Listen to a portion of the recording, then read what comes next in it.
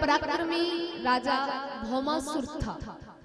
भूमि के पुत्र हैं तो नाम भौमासुर पड़ा, पर भूमि के पुत्र होने के कारण उनमें बल अधिक था।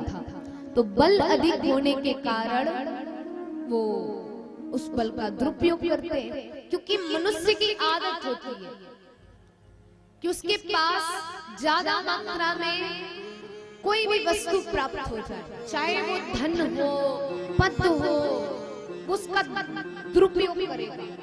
सदुपयोग विरले हैं जो कर पाते हैं। अगर धन ज्यादा होगा गलत कार्यों में उड़ाएंगे।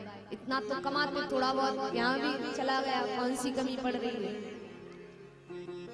तो ये मनुष्य की आदत रहती है कि ज्यादा मात्रा में अगर कोई चीज मिली तो इसे संभाली नहीं जाती है, वही संभाल पाते जिनमें बुद्धि होती है।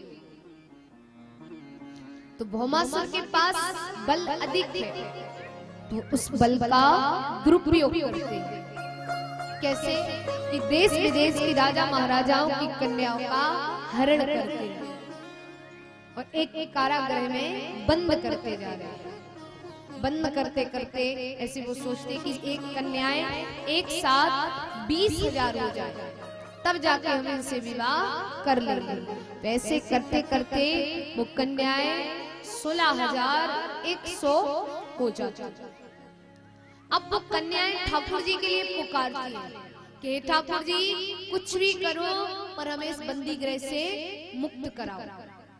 तो ठाकुर जी भौमासुर से युद्ध करने के लिए आए। ठाकुर जी ने कहा कि उन कन्याओं को मुक्त कर दो, पर भौमासुर मानता नहीं। कहता है ऐसे तो उनको मुक्त हम नहीं करेंगे।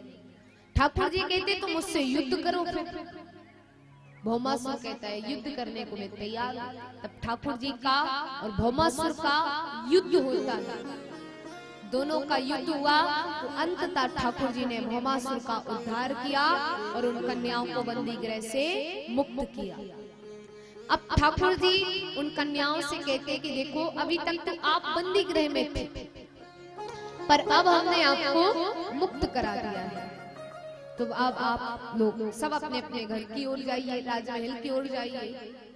तो कन्याएं कहती ऐसे तो हम पवित्र हैं, पर कोई मानने वाला नहीं होगा, कोई नहीं मानेगा। तो या तो आप हमसे विवाह करिए या हम आत्महत्या कर लेंगे। ठाकुर जी कहते मेरे 8 विवाह हो गए हैं। बोले प्रभु आप नहीं अपनाओगे तो कौन अपनाएगा? ठाकुर जी ने कहा 1-2 तो ठीक थे, यहाँ तो सीधे 16,100 है।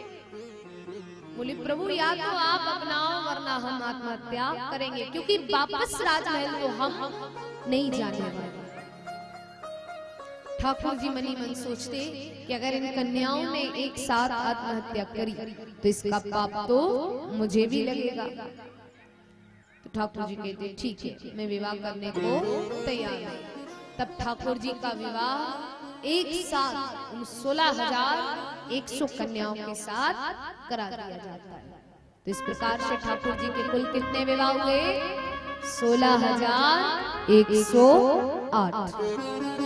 8 का वर्णन पहले, 16,100 कन्याओं के साथ एक साथ विवाह हुआ। तो इस प्रकार से ठाकुर जी के 16,108 विवाहों की कथा बताई गई है। और आइए महाराज हम भी भगवान को मनाते